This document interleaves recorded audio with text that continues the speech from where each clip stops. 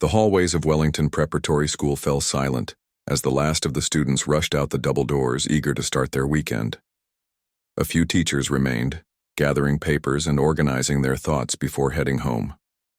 Among them was Mrs. Patel, the strict but fair music teacher, who carefully locked the grand piano in the music room before leaving. The expensive instrument was the pride of the school's arts program, and she treated it with reverence. As the sun began to set, casting long shadows through the tall windows, a small figure entered through the staff entrance. Lin Su carried her, cleaning supplies in a worn bag, her steps quiet and efficient as she made her way to the janitor's closet. At 45, her face showed the gentle lines of someone who had weathered life's storms with dignity. Her dark hair was pulled back in a simple bun, and though her clothes were plain, there was an undeniable elegance in how she carried herself. Lin had started working at Wellington Prep just 3 weeks ago. The job wasn't glamorous, but it paid the bills for the small apartment she shared with her elderly mother. Each night she would clean the classrooms, offices, and hallways with careful attention to detail, taking pride in work that most people never noticed. "Good evening, Mrs. Reynolds," Lin said softly, nodding to the English teacher who was just leaving. "Oh, hello. Mrs. Reynolds paused, searching for a name she had never bothered to learn. "Lin," she supplied gently, used to the awkward interactions. "Yes, of course, have a good night." The teacher hurried past, barely making eye contact. Lin didn't mind. She understood her place here, invisible until something needed cleaning. With practiced movements, she began her routine, starting with the administrative offices on the first floor. As she worked, Lin hummed quietly to herself, sometimes stopping mid-melody as if catching herself doing something forbidden. The tunes that escaped her lips weren't simple pop songs, but complex classical pieces that seemed at odds with her role as a school custodian. 3 hours later, Lin had finished most of the building. Her back ached from mopping floors and emptying trash bins, but she moved with the same careful grace she had shown when she arrived. Only one area remained, the music department. Lin always saved this section for last, not because it was particularly difficult to clean, but because of what waited inside. The grand piano in the main music room drew her like a magnet, though she never dared touch it. She pushed her cart down the quiet hallway, the wheels squeaking slightly on the polished floor. The music room door was unlocked, as it often was. Mrs. Patel locked the piano but frequently forgot to secure the room itself. Lin flipped on the lights and began her usual tasks, dusting the shelves lined with music books, wiping down the student desks, and carefully cleaning around the various instruments stored around the room. All the while, her eyes kept drifting to the covered piano in the corner. When she finished her other duties, Lin stood for a moment in the center of the room, listening to the silence. Then, almost without conscious thought, she walked slowly toward the grand piano. Its polished black surface gleamed under the fluorescent lights, even beneath the protective cover. Lin's fingers trembled slightly as she reached out, not to touch the keys. She would never do that without permission, but to gently brush the edge of the cover. "Hello, old friend," she whispered in her native language. 20 years ago, on a different continent and in what felt like a different lifetime, Lin Su had been known by another name, Wei Lin Zhao, the promising young concert pianist whose performances of Chopin and Rachmaninoff had filled concert halls and earned standing ovations. Music magazines had predicted a brilliant future for her, with her sensitive interpretations and technical brilliance. That was before her father's sudden illness, before the family's financial collapse, before she had to abandon her scholarship at the prestigious conservatory to care for her family, before life had taken her in a direction she never could have imagined. Lin glanced at her hands, still elegant despite years of manual labor, with long fingers that could once span an octave and a half. She flexed them unconsciously, feeling phantom keys beneath her fingertips. A noise in the hallway startled her, and Lin quickly stepped away from the piano, returning to her cart. The school's night security guard, Mr. Diaz, poked his head into the room. "Everything okay in here? Saw the lights on," he said. "Yes, just finishing up," Lin replied with a small smile. Mr. Diaz nodded and continued his rounds. Unlike the teachers, he always greeted Lynn by name and sometimes shared cookies his wife baked, small kindnesses that made the night shift more bearable. Lynn took one last look at the piano before turning off the lights. Tomorrow was Saturday, which meant the school would be empty, and she could clean more thoroughly.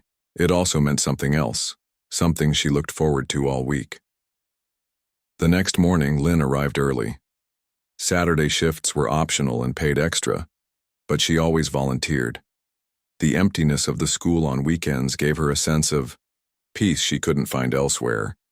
She worked methodically through the building and by noon had finished everything except the music room. With no one around to see, Lynn took her small lunch to the room and sat at one of the student desks, facing the piano. As she ate her simple meal of rice and vegetables, Lynn closed her eyes and listened to music only she could hear. Her fingers tapped lightly on the desktop, playing along to Beethoven's Moonlight Sonata in her mind. When she finished eating, Lynn stood and approached the piano once more. Saturday was special because Mrs. Patel often left the piano unlocked on Fridays, trusting that no one would enter the building over the weekend except security and cleaning staff. With hesitant movements, Lynn lifted the cover just enough to see the keys. She didn't touch them, she never did, but seeing them was enough to transport her back to her former life. Maybe in another lifetime, she murmured, carefully replacing the cover. Lynn didn't allow herself to dwell on what might have been. She had made her choices years ago out of love and duty. Her mother needed her, and though they struggled financially, they had each other. That was worth more than any applause or recognition. As Lynn gathered her cleaning supplies and prepared to leave, she didn't notice the sheet music that had fallen behind the piano, nor did she see the name of the upcoming spring showcase piece, Rachmaninoff's Piano Concerto No. 3, the very piece that had once been her signature performance. On Monday morning, the teachers gathered in the staff room, discussing the upcoming showcase with concern. "We have a problem," Mrs. Patel announced, her voice tight with stress. "I've broken my wrist over the weekend. There's no way I can demonstrate the Rachmaninoff for the advanced students." Professor Wilson, the department head, frowned. "That's unfortunate timing. The showcase is only 6 weeks away." "Could we hire a substitute?" suggested one teacher. "On our budget?" "Not for someone skilled enough to play Rachmaninoff," Mrs. Patel replied. As the teachers continued their discussion, Lynn quietly entered the room to empty the trash bins. No one paid her any attention as she worked around them, invisible as always. "What about recording?" someone suggested. "It's not the same. The students need to see the techniques demonstrated live," Professor Wilson insisted. Lynn kept her head down, but her ears perked up at the mention of Rachmaninoff. Her heart beat a little faster as memories flooded back. The feeling of those complex passages under her fingers, the way the third movement built to an almost impossible crescendo, the precise control needed for the cadenza. "We'll figure something out," Professor Wilson concluded as the morning bell rang. The teachers dispersed to their classrooms, leaving Lynn alone with the empty trash cans and a head full of music she hadn't allowed herself to remember for years. That evening, as Lynn made her rounds through the school, she found herself lingering in the music room longer than usual. The Rachmaninoff score lay open on the piano, taunting her with its familiar notes. No one at Wellington Preparatory School had any idea who really cleaned their floors each night. To them, she was just the quiet custodian who spoke broken English and kept to herself. They couldn't see the music that flowed through her veins or the dreams she had set aside. But as the week progressed and Lynn overheard more worried conversations about the showcase, something began to stir within her. A long dormant spark that refused to be extinguished completely. A part of her that whispered, "Remember who you were. Remember what you can do." Lynn shook her head, pushing the thoughts away. That life was gone. She was no longer Wei Lin Zhao, the promising pianist. She was just Lin Su, the school custodian, invisible and ordinary, or so everyone thought. The following week brought a flurry of activity to Wellington Preparatory School. Posters announcing the spring showcase appeared on walls and bulletin boards throughout the building. Students chatted excitedly in hallways about their upcoming performances, and teachers rushed between classrooms with arms full of sheet music and planning documents. For Lynn, this meant more messes to clean and more conversations to overhear as she quietly went about her work.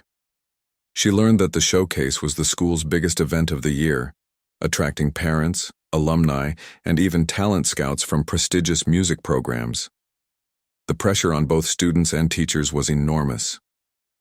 "It's a complete disaster," Professor Wilson said one evening, his voice carrying from the music department office as Lynn mopped the hallway outside. "Mrs. Patel's doctor says she won't be able to play for at least 8 weeks. The showcase is in 6.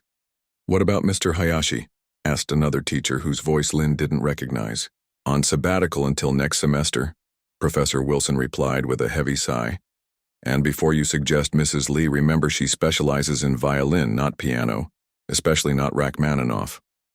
Lynn slowed her mopping, staying within earshot of the conversation. "Could we change the piece?" someone suggested. At this point, the advanced students have been practicing their parts for months. The programs are already being printed, and frankly, Rachmaninoff is what draws the conservatory scouts. Last year's showcase got 2 students full scholarships. The conversation shifted to budget concerns and scheduling issues, but Lynn had stopped listening. Instead, she found herself remembering the last time she had performed Rachmaninoff's Piano Concerto No. 3. It had been at the National Concert Hall back home, just weeks before her father's diagnosis. The standing ovation had lasted nearly 5 minutes. A critic had called her interpretation transcendent. Lynn shook her head, pushing the memories away. That was a different life, a different person. "Excuse me," a voice said, startling Lynn from her thoughts. She looked up to see Professor Wilson standing in the doorway of the office, eyeing her with mild irritation. "We need to lock up now," he said, checking his watch. "Yes, sir." "Sorry, sir," Lynn replied, quickly gathering her cleaning supplies. "I finish other hallway first, then come back?" Professor Wilson hesitated, then nodded curtly. "Fine. Just make sure you turn off the lights when you're done." Lynn nodded and hurried away, feeling his eyes on her back. She had learned that becoming invisible was sometimes a matter of playing a role, speaking simpler English than she was capable of, keeping her eyes downcast, moving quickly and quietly. It was easier that way. People saw what they expected to see. 3 days later, the crisis in the music department had reached a breaking point.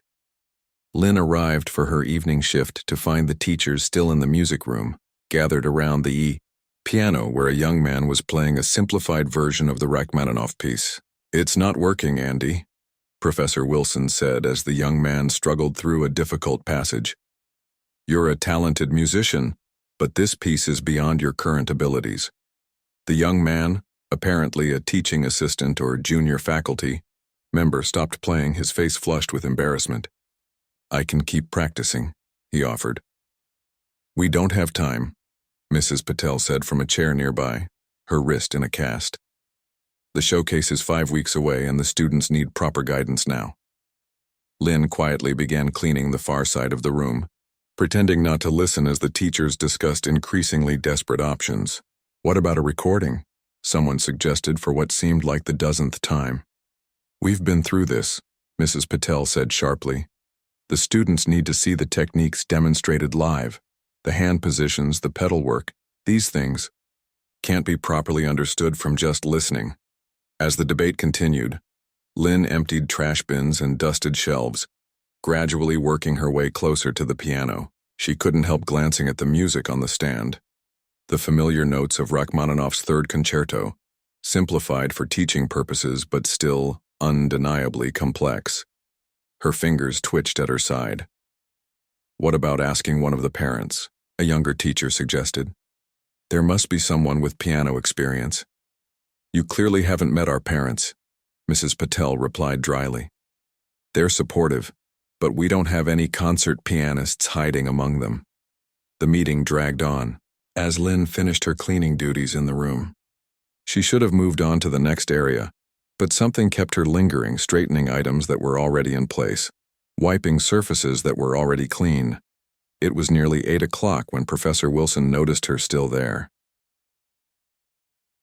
"Do You need something? He asked, his tone making it clear she should have finished by now. Lynn shook her head quickly. No, sir. Almost done.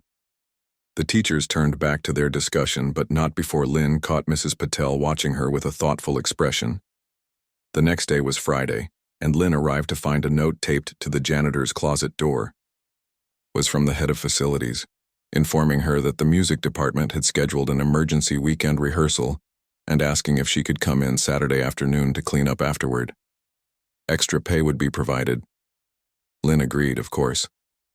Extra money was always welcome, and Saturdays at the school had become a kind of peaceful refuge for her. What she didn't expect was to arrive on Saturday and find the rehearsal still in progress. The main music room was filled with about 20 students, all gathered around the piano where Professor Wilson was attempting to demonstrate a passage from the Rachmaninoff piece. His playing was technically proficient but lacked the fluidity and emotion the piece demanded. Lynn hesitated in the doorway, her cleaning cart beside her. Sorry, she said softly. I come back later. Professor Wilson looked up, frustration evident on his face.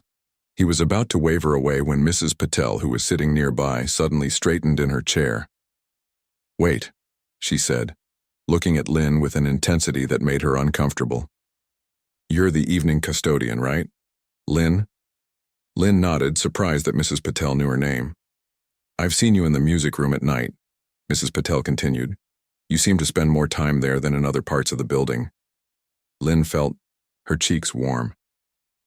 Good acoustics for mop, she said with a small smile, hoping humor would deflect attention. A few students laughed, but Mrs. Patel's expression remained serious. Do you play? She asked directly. The room fell silent. Lynn felt every eye on her, and for a moment she considered lying. It would be easier, safer. Little bit, she said finally, the understatement feeling bitter on her tongue. Long time ago. Professor Wilson raised an eyebrow, clearly skeptical. Well, we're in the middle of something important here. Perhaps you could come back in an hour. Lynn nodded quickly, relieved to escape. But as she turned to go, Mrs. Patel spoke again. Actually, I have an idea, she said, looking at Professor Wilson. We're desperate, Richard. What do we have to lose? Professor Wilson followed her gaze to Lynn, then back to Mrs. Patel. You can't be serious. Do you have a better solution? Mrs. Patel challenged. The students watched this exchange with growing interest, whispering among themselves as they studied Lynn with new curiosity. Professor Wilson ran a hand through his thinning hair, then gestured to Lynn. Fine, come here, please. Lynn hesitated, then slowly approached the piano, leaving her cart by the door. The students parted to let her through, some smiling encouragingly, others looking dubious. We're working on Rachmaninoff's Piano Concerto, number 3, Professor Wilson explained slowly, as if speaking to a child. We need someone to demonstrate certain passages for the students. Nothing complicated, just pressing the right keys so they can see the proper hand positions while I explain the techniques. Lynn looked at the sheet music, then at the students' expectant faces, then at Mrs. Patel, who was watching her intently. You want me to play this? Lynn asked, allowing herself to speak more clearly than usual. Just the basic melody, Professor, Wilson clarified. Just follow along with the sheet music. Can you read music? Lynn almost laughed. Could she read music? She had once memorized this entire concerto in 3 weeks. Yes, she said simply. I can read. One of the older students snickered, and Lynn realized Professor Wilson had misunderstood her reply as referring to general literacy rather than musical notation. Good, he said with forced patience. Just sit down and we'll start with the main theme from the first movement. Lynn slowly sat on the piano bench, acutely aware of the worn jeans and faded sweater she wore for cleaning duties, how different from the elegant gowns she once performed in.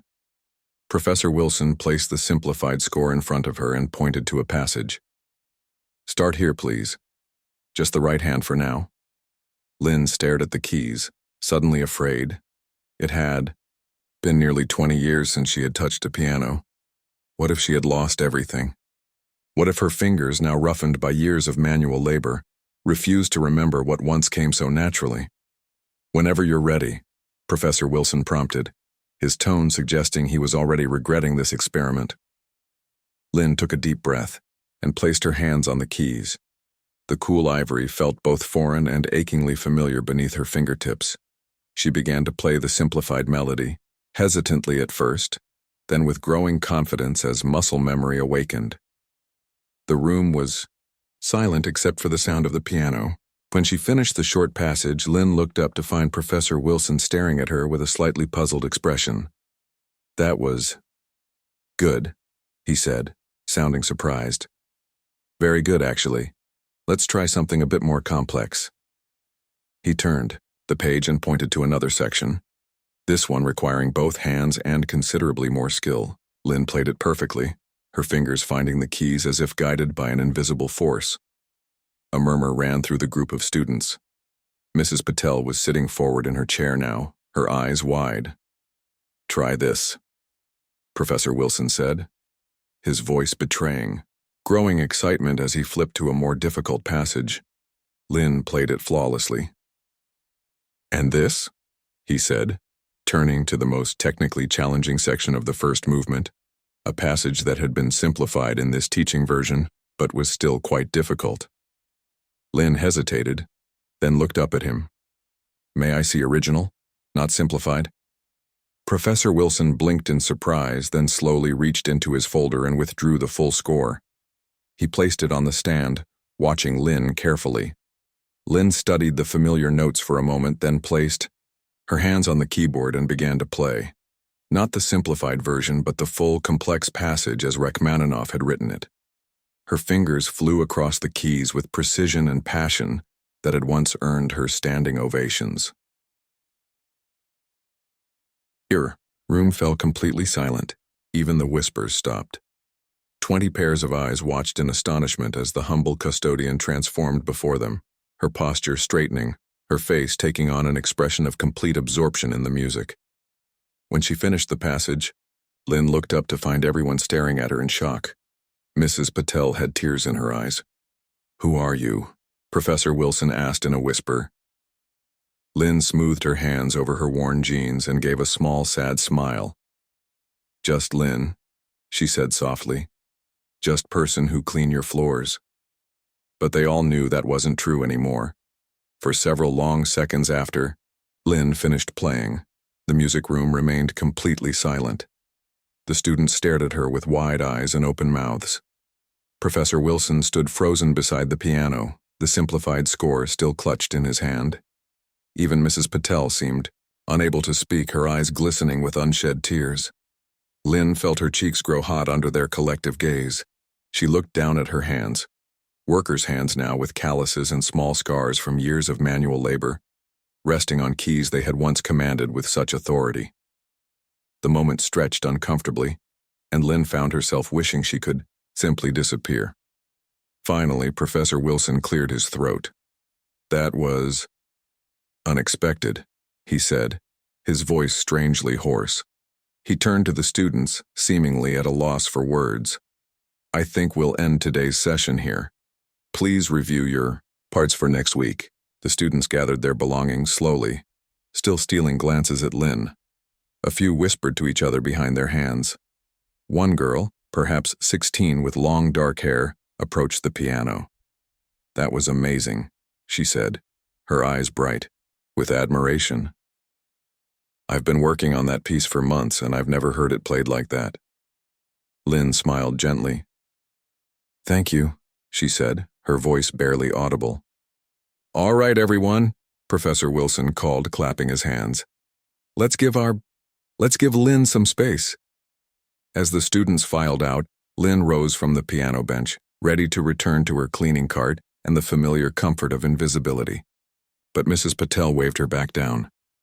"Please stay," she said, her voice gentle but firm. "We need to talk." Lynn hesitated, then slowly sat back down. She felt strangely vulnerable, as if she had revealed a secret she'd kept hidden for decades, which, in a way, she had. Professor Wilson closed the door after the last student left, then turned to face Lynn. His expression had transformed from shock to intense curiosity. "Where did you learn to play like that?" he asked, leaning against a nearby desk. Lynn twisted her hands in her lap. Long time ago, she said, falling back on her broken English out of habit. Different country. Different life. Mrs. Patel wheeled her chair closer.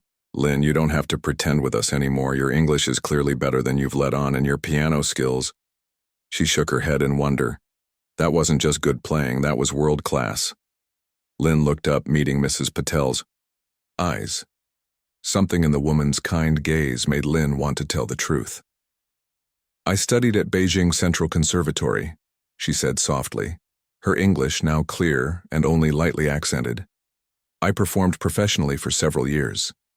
Professor Wilson's eyebrows shot up. Beijing Central, that's one of the top music schools in Asia. He studied her with new respect. What happened? Why are you... He trailed off, seemingly unsure how to phrase his question delicately. Why am I cleaning floors instead of playing concerts? Lynn finished for him with a small, sad smile. Life happened, Professor. Family illness, financial problems, immigration. She shrugged. Many small choices that led me here. Mrs. Patel reached out and patted Lynn's hand. Well, I for one am glad those choices brought you to our school, especially now. Professor Wilson straightened suddenly, his eyes lighting up. This is perfect. You can help us with the showcase. You clearly know the Rachmaninoff piece inside and out. Lynn shook her head quickly. No, I couldn't. I haven't played seriously in almost 20 years. But you just did, Mrs. Patel pointed out. And brilliantly, I might add. That was just a small passage, Lynn protested. A few measures, the full concerto is another matter entirely. Professor Wilson was already pacing excitedly. You wouldn't need to perform the entire piece, just demonstrate the techniques for the students. Help them understand the emotional interpretation, the phrasing. He stopped and looked at her hopefully.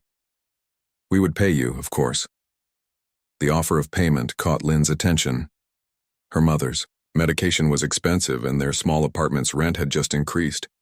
Extra money would be a blessing. I don't know, she said, still hesitant. Mrs. Patel leaned forward. Lynn, sometimes life gives us second chances in the most unexpected ways. Maybe this is yours. Lynn looked at the piano, feeling torn.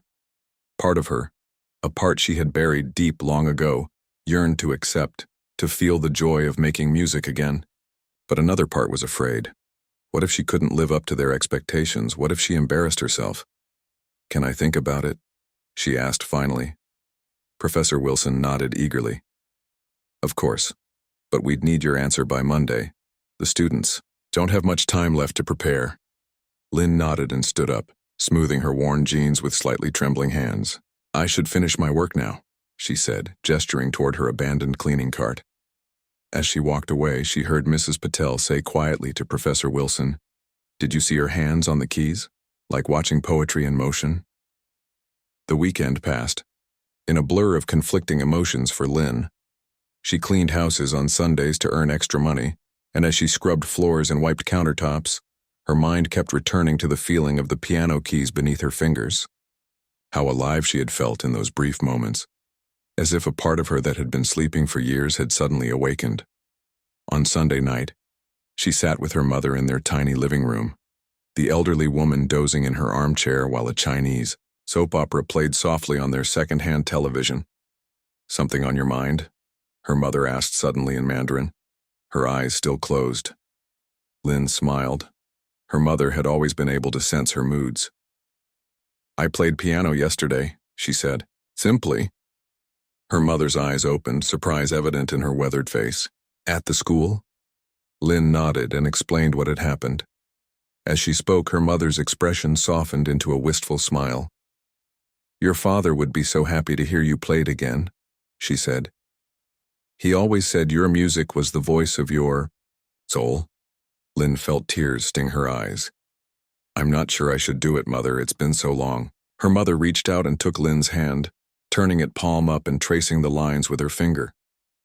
These hands were made for more than cleaning, daughter. They were made to create beauty. Monday morning arrived cold and rainy. Lynn had barely slept. her mind filled with fragments of Rachmaninoff melodies and memories of concert halls from her past. By the time she arrived at Wellington Prep for her evening shift, she had made her decision. She found Professor Wilson in the music office, grading papers with a distracted air. He looked up when she knocked on the open door. "Lynn," he said, his face brightening. "Have you thought about our proposal?" Lynn nodded, suddenly nervous. "I will help," she said, "but only to demonstrate for students, not to perform at showcase." "Professor," Wilson beamed. "That's wonderful. We can discuss the details later this week. Would you be available to start tomorrow? The advanced students have a free period at 2 p.m. Lynn hesitated. "I work other job in daytime," she explained. "Cleaning houses, but I can come at 4 o'clock? "Perfect," Professor Wilson said. "The students can stay after school. They're dedicated enough." The next day, Lynn arrived at the school at exactly 4 p.m., dressed in the nicest clothes she owned, a simple black blouse and dark gray slacks she normally wore for job interviews. She had spent extra time on her hair, twisting it into a neat bun instead of her usual hasty ponytail. As she approached the music room, she heard voices and laughter inside. Taking a deep breath, she pushed open the door. About a dozen students sat in chairs arranged in a semicircle around the piano. Professor Wilson stood at the front of the room, writing something on the whiteboard. Everyone turned to look as she entered. "Ah, Lynn, right on time," Professor Wilson said cheerfully. "Students, as I mentioned earlier, Lynn will be helping us with the Rachmaninoff piece for the next few weeks." The students looked at her with expressions ranging from curiosity to skepticism. Lynn recognized the dark-haired girl who had spoken to her on Saturday, now smiling encouragingly. "I heard you play on Saturday," a boy with glasses said. "Is it true you studied at Beijing Central?" Lynn nodded, feeling uncomfortable as all eyes focused on her. "My cousin applied there last year," another student said. "They only accept like 20 pianists out of thousands who audition." Professor Wilson clapped his hands. "All right, let's get started. Lynn, would you like to say a few words before we begin?" Lynn froze. She hadn't expected to speak in front of everyone. Performance anxiety, something she hadn't felt in decades, suddenly gripped her. I'm not good at speaking," she said, reverting to broken English in her nervousness. "Better at playing." Professor Wilson nodded understandingly. "Then let's hear you play. Perhaps the opening of the first movement?" Lynn sat down at the piano, wiping her suddenly damp palms on her slacks. The familiar sheet music stared back at her from the stand. She placed her hands on the keys and took a deep breath. The room disappeared as she began to play. The years fell away, and she was transported back to concert halls and practice rooms to a time when music was her entire world. Her fingers remembered what her mind had tried to forget: the precise weight needed for each note, the subtle pedal work, the emotional ebb and flow of the piece. When she finished the opening section, she looked up to find the students watching, her with awe. Even Professor Wilson seemed stunned anew. "That was," he began, then shook his head as if words failed him. "Perhaps you could show us how you approach the cadenza in the first movement? That's where most of our students are struggling." For the next hour, Lynn demonstrated passages, explained techniques, and answered questions. At first, she felt awkward and unsure, but as the session continued, a strange thing happened. The teacher within her, a part she never knew existed, emerged naturally. "No, like this," she said to a frustrated student, gently repositioning his hands. "Feel the music. Don't just play notes." By the end of the session, the students were gathered around the piano, eager and attentive. The skepticism had vanished from their faces, replaced by respect and excitement. "Same time Thursday?" Professor Wilson asked as the students began to leave. Lynn nodded, a small smile playing at her lips. For the first time in years, she was looking forward to something other than the quiet solitude of empty hallways. As she gathered her belongings, the dark-haired girl approached. "Thank you," she said simply. "I've been stuck on that middle section for weeks. The way you explained it finally made sense." Lynn felt an unexpected warmth spread through her chest. "You're welcome," she replied, Walking home that evening, Lynn felt lighter somehow, as if a burden she hadn't realized she was carrying had been partially lifted. She found herself humming the Rachmaninoff melody, no longer trying to stop herself. When she caught it happening, perhaps Mrs. Patel was right. Perhaps this was a second chance arriving in the most unexpected way. Word spread quickly through Wellington Preparatory School about the custodian who could play Rachmaninoff like a concert pianist. By the end of the week, Lynn's afternoon sessions had attracted not only the advanced piano students but also other music students who came to watch in awe. Even a few teachers began slipping into the back of the room during their free periods, drawn by the beautiful music and the unlikely story. Lynn found herself living in two different worlds. During the day, she still cleaned houses, scrubbing floors and wiping countertops for wealthy families who barely noticed her presence. But in the late afternoons at Wellington, she was transformed, respected, admired, even revered by students who hung on her every word and watched her fingers dance across the keys with undisguised wonder. "Your left-hand positioning is key here," Lynn explained during Friday's session, demonstrating a particularly challenging passage to the advanced students. "Feel the connection between your pinky and the melody in your right hand. They speak to each other." The dark-haired girl, whose name Lynn had learned was May, a second-generation Chinese-American with dreams of Juilliard, nodded eagerly, attempting to mimic Lynn's technique. "Better," Lynn said, with an encouraging smile. "But relax your wrist, more. Like holding a small bird, firm enough so it doesn't fly away, but gentle enough not to hurt it." Professor Wilson watched from the corner, shaking his head in quiet amazement. After the students left, he approached Lynn as she gathered her things. "You're a natural teacher," he said. "The students have improved more in 1 week with you than in a month with regular instruction." Lynn felt her cheeks warm at the compliment. "They are good students, eager to learn." "They were always eager," Professor Wilson replied. "But now they're inspired." He hesitated, then added, "I've been thinking. Would you consider playing at the showcase? Just one movement of the concerto? It would mean so much to the students." Lynn immediately shook her head. "No, I told you before, I only demonstrate, not perform." "But why?" Professor Wilson pressed. "You play beautifully, better than anyone I've heard in person if I'm being honest. Why hide such a gift?" Lynn closed her eyes briefly, memories washing over her. The crushing weight of expectation, the grueling practice hours, the sacrifice of her youth to an art that demanded everything. And then the sudden end, the abrupt transition from applause to anonymity. "Some gifts come with too high a price," she said softly.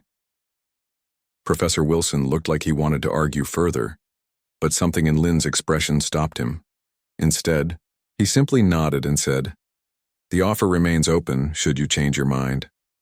That weekend, Lynn found herself drawn to the school even though she wasn't scheduled to clean. She used her key to enter the empty building late Saturday afternoon, making her way to the music room like a sleepwalker following a familiar path. The grand piano waited in the silence, its polished surface gleaming in the late afternoon sunlight that streamed through the windows. Lynn sat on the bench and lifted the cover, revealing the keys that had become familiar friends again after years of separation. Without sheet music, without an audience, Lynn began to play. Not Rachmaninoff this time, but Chopin, his Nocturne, in E-flat major, a piece she had once played at her very first recital as a child. The melancholy melody filled the empty room, each note carrying years of emotion that Lynn had kept carefully bottled inside. She played for nearly an hour, moving from Chopin to Debussy to Bach, pieces emerging from her memory like old friends returning after a long absence. When she finally stopped, the room had grown dark, the last rays of sunlight long since faded. Lynn closed the piano and sat in the silence, tears streaming down her face. She hadn't allowed herself to feel the loss of music so deeply in years. Now it crashed over her like a wave, both the joy of playing again and the grief of all the years wasted. "That was beautiful," a voice said from the doorway. Lynn jumped up, hastily wiping her tears. Mr. Diaz, the night security guard, stood watching her with a gentle smile. "I'm sorry," she said quickly. "I shouldn't be here on weekend." Mr. Diaz waved away her apology. "I heard the music while making my rounds, couldn't bring myself to interrupt." He studied her with kindly eyes. "So the rumors are true? Our custodian is a piano genius." Lynn gave a small laugh, embarrassed. "Not genius, just someone who studied hard long ago." "Music like that comes from more than just study," Mr. Diaz said. "It comes from the heart." He tapped his chest. "My wife cries every time we see a live pianist. Says it's like hearing the human soul speak without words." Lynn smiled, touched by the simple truth in his statement.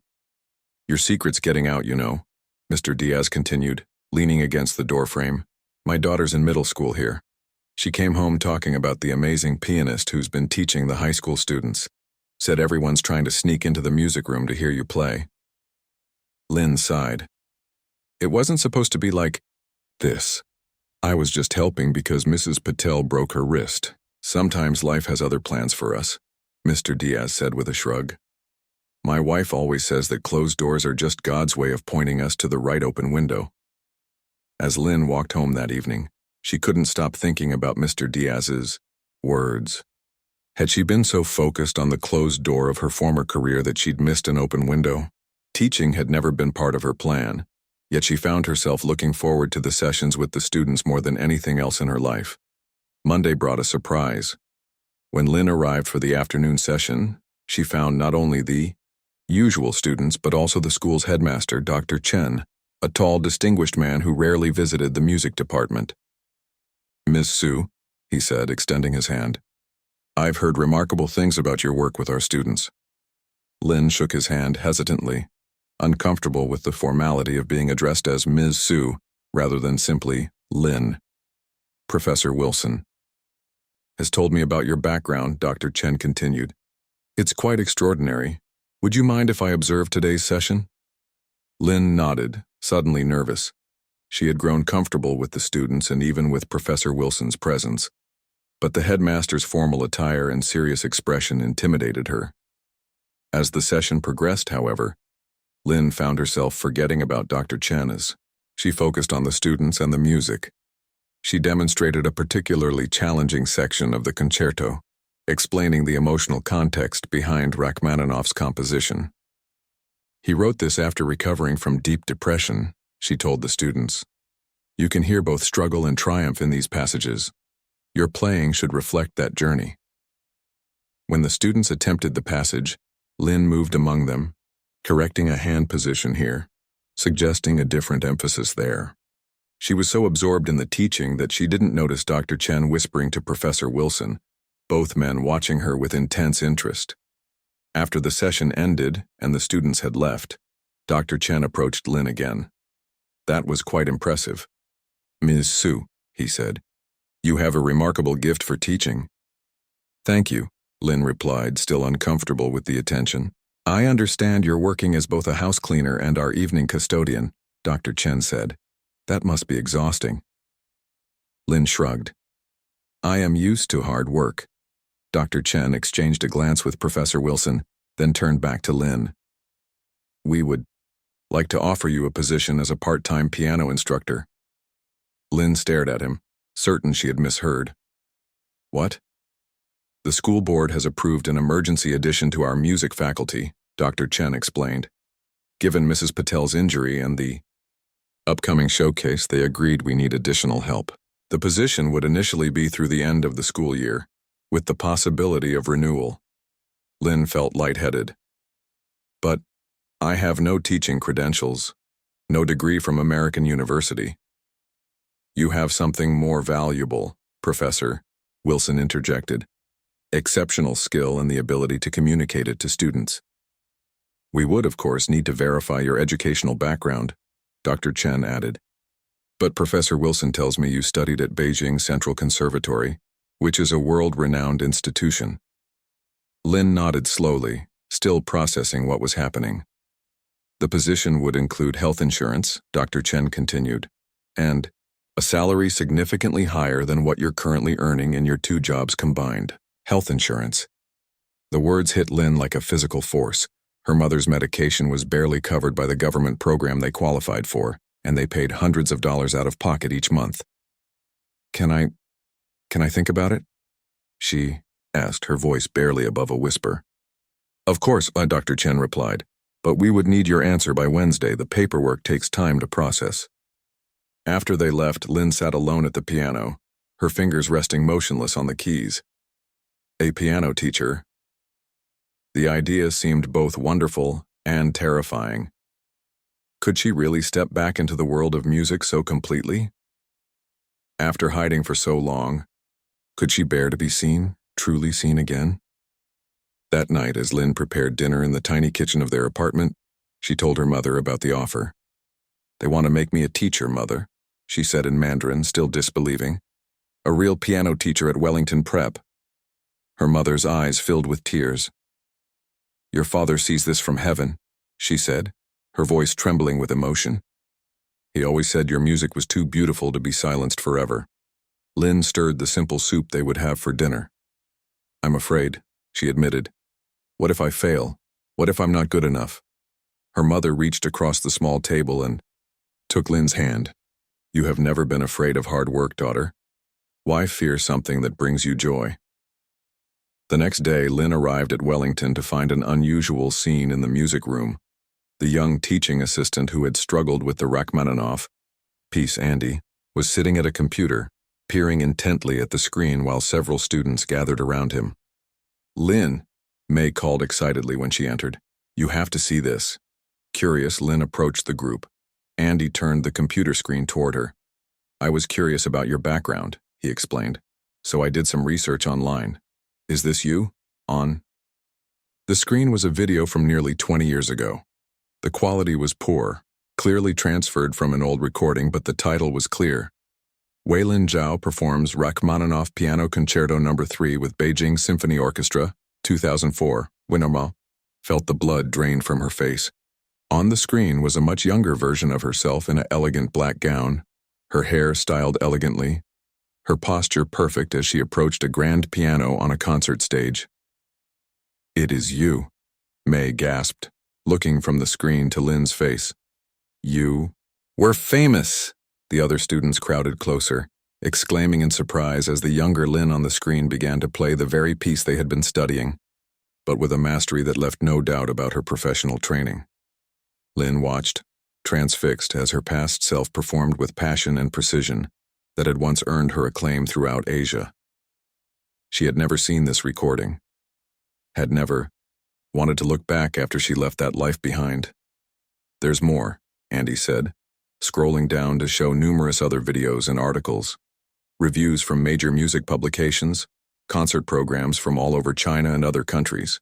You weren't just good. You were considered one of the rising stars of classical piano in Asia. The students looked at Lynn with new eyes. Awe and confusion mingled in their expressions. Why didn't you tell us? One of them asked. Lynn struggled to find words. It was another life, she said finally. From before. Professor Wilson had entered during the commotion and now stood watching the video with an expression of amazement. No wonder, he said softly. No wonder you play like that. The bell rang, signaling the start of the session, but no one moved. All eyes remained on Lynn, waiting for an explanation she wasn't sure she could give. May, always the most perceptive of the students, stepped forward and gently closed the laptop. I think we should start our lesson, she said firmly. We have a showcase to prepare for. Lynn gave her a grateful look, then took a deep breath and moved to the piano. Yes, she said, finding her voice again. Let's focus on the music. But as the session progressed, Lynn could feel the change in the atmosphere. The students watched her with new respect and curiosity. Her past had found her, bringing with it questions she had avoided for 20 years. By the end of the day, the story had spread throughout Wellington Prep. The humble custodian wasn't just someone who could play piano. She was Weilin Zhao, once heralded as one of China's most promising young concert pianists, before she mysteriously disappeared from the international music scene. As Lynn walked home that evening, she felt strangely lighter. The secret she had carried for so long was out. Whatever came next, she would face it without the burden of hiding who she truly was. The next morning, Lynn arrived at her first house cleaning job to find a newspaper on the kitchen counter with her face on it. Not her current face, but her younger self at the piano, elegant and poised in concert attire. The headline read, "From concert halls to school halls, the remarkable story of Weilin Zhao." Lynn stared at the paper in shock. The homeowner, a kind older woman named Mrs. Thompson, came into the kitchen with an excited expression. "Lynn, why didn't you tell me? All this time I've had a famous pianist cleaning my house." She pointed to the article. The local paper picked up the story from the school newsletter. "Isn't that wonderful?" Lynn managed a weak smile. "Very surprising," she said softly. "Will you keep cleaning houses now that everyone knows?" Mrs. Thompson asked, her head tilted curiously. It was a question Lynn had been asking herself all night. The school's job offer waited for her answer, promising a new path forward.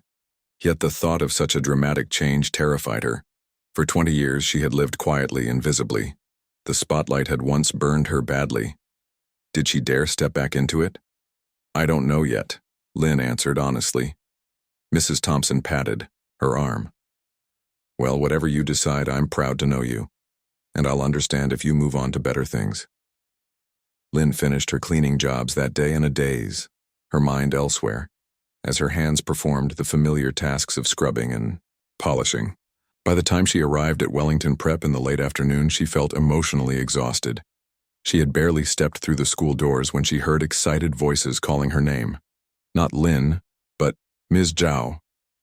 Several students she didn't recognize approached, asking if she would listen to them play or give them advice about music schools. Lynn stammered responses, overwhelmed by the attention. When she finally reached the music room, she found it crowded with twice as many students as usual, many from the regular music classes rather than just the advanced piano students. They all fell silent when she entered, looking at her with undisguised curiosity and admiration. Professor Wilson hurried over. "I'm sorry about this," he said quietly. "The story has captured everyone's imagination. I can ask the extra students to leave, if you prefer." Lynn looked at the eager young faces watching her. These children had never known Weilin Zhao, the rising star.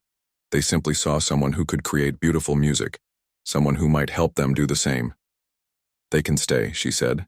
"If they want to learn, I will teach." The session that followed was unlike any before. Lynn found herself speaking more freely, no longer hiding behind simplified English or downplaying her knowledge. She told stories about her training at the conservatory, demonstrated techniques her own teachers had shared, and played passages with the full emotion and artistry she had once been known for. The students listened in rapt attention, asking thoughtful questions and attempting to apply her guidance to their own playing. Even those who didn't play piano seemed captivated by her explanation of how to find the emotional heart of a piece of music. "Technical skill is important," she told them, "but music must touch the soul first. Otherwise, it's just notes on a page." When the session ended, Dr. Chen appeared at the door. "Ms. Zhao, may I speak with you in my office?" Lynn followed him through the now familiar hallways, aware of the curious glances from teachers and students alike. News traveled fast in a school. In his office, Dr. Chen gestured for her to sit, then handed her a folder. "These are the employment papers for the teaching position we discussed. The school board was quite impressed by the videos of your performances. They've authorized me to offer you not just a temporary position but a permanent one, starting immediately." Lynn opened the folder with trembling hands.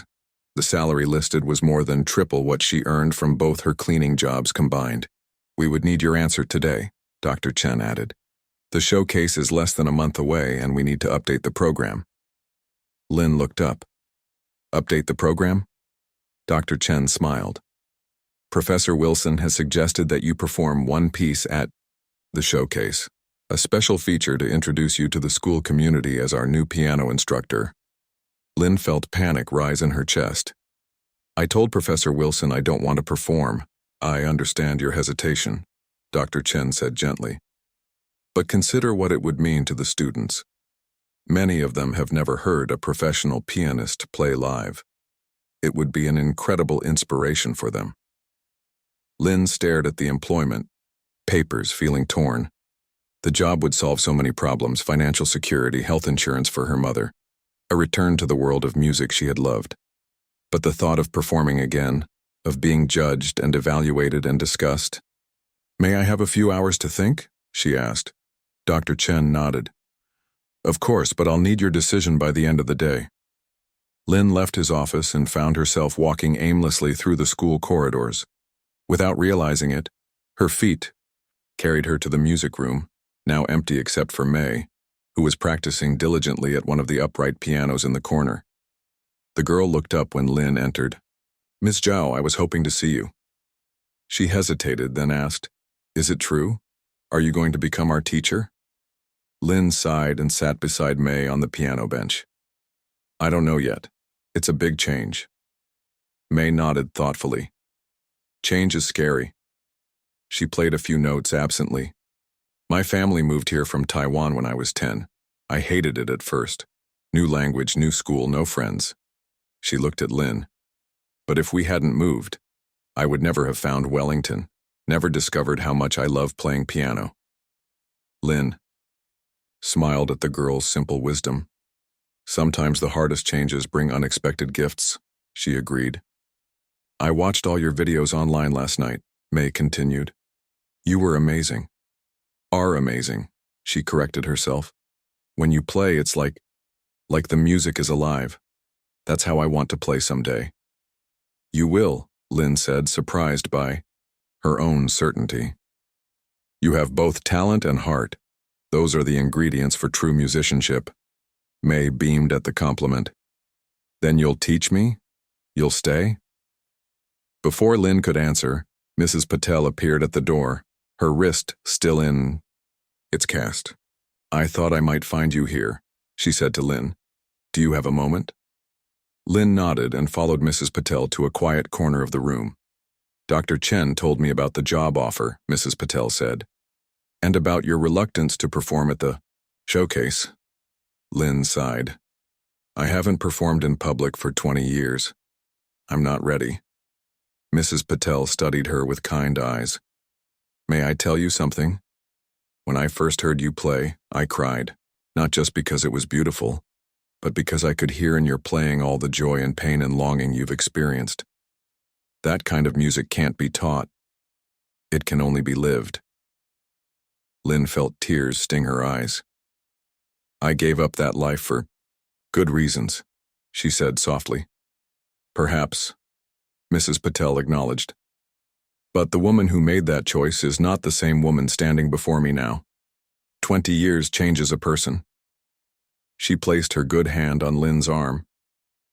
The question isn't whether you're the same pianist you were then. The question is, who are you now, and what do you want your life to be going forward?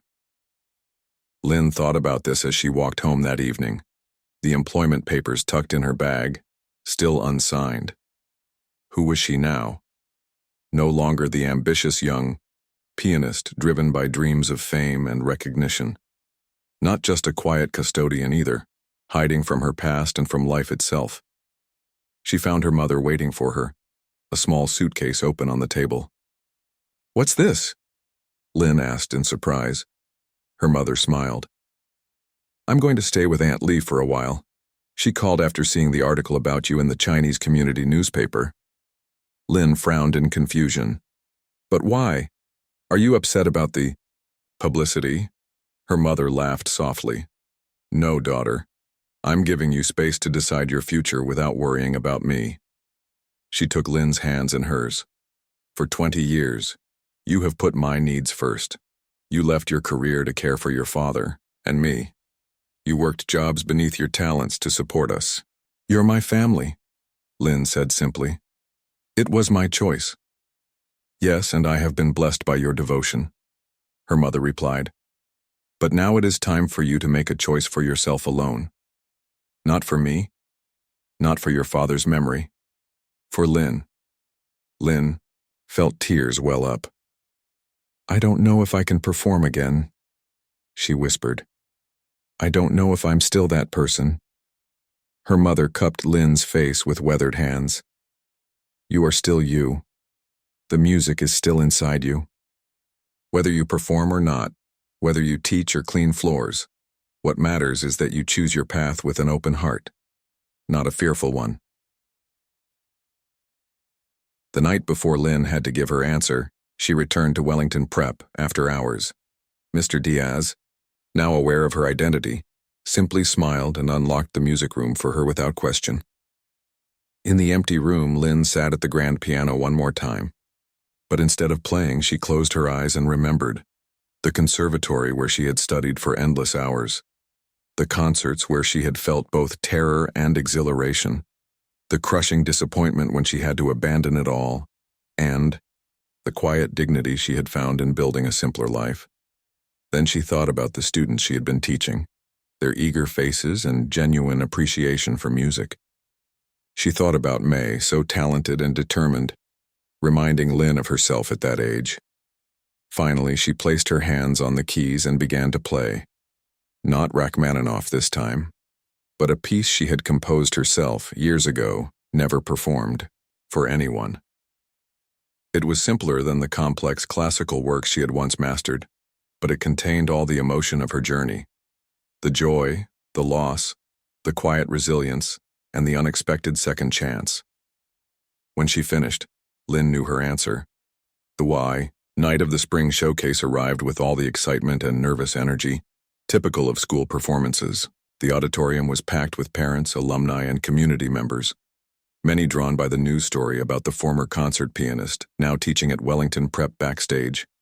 Lynn helped the advanced piano students prepare, straightening a boy's tie, giving last-minute advice to a nervous girl, reminding them all to breathe and trust their preparation. You'll be amazing, May whispered as she peeked through the curtain at the filling auditorium. Everyone's so excited to hear you play. Lynn smiled, feeling surprisingly calm. Tonight isn't about me, she said. It's about all of you, showing what you've learned. The showcase began with the beginner and intermediate students, then progressed to the advanced group. Lynn watched proudly as each of her students performed their parts of the Rachmaninoff concerto, arranged for piano ensemble. They played with technical skill and emotional understanding that showed how far they had come. When the last student finished, Professor Wilson stepped onto the stage. Ladies and gentlemen, we have a special treat to conclude our program tonight. It is my great pleasure to introduce Wellington Prep's newest faculty member, formerly known to the classical music world as Wei Lin Zhao, but known to our students simply as the teacher who helped them discover the heart of music. Please welcome Ms. Lin Su. The audience applauded enthusiastically as Lin walked onto the stage. She wore a simple black dress borrowed from Mrs. Patel, her hair arranged in a neat bun.